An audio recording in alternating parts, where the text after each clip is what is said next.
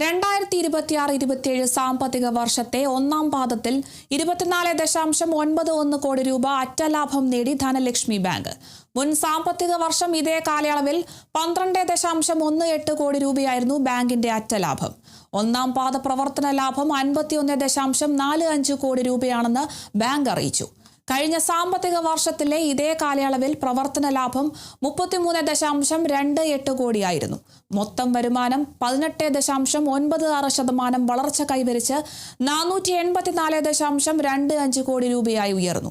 മൊത്തം ബിസിനസ്സിൽ 21.13% വാർഷിക വളർച്ച നേടി 29,051 കോടി രൂപയിൽ നിന്നും 35,190 കോടി രൂപയായി.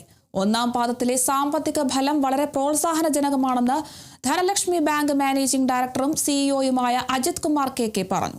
കഴിഞ്ഞ ഏതാനും വർഷങ്ങളായി ബാങ്ക് നടത്തിയ നിരന്തര പരിശ്രമങ്ങളുടെ ഫലമാണ് ഈ നേട്ടമെന്നും അദ്ദേഹം കൂട്ടിച്ചേർത്തു.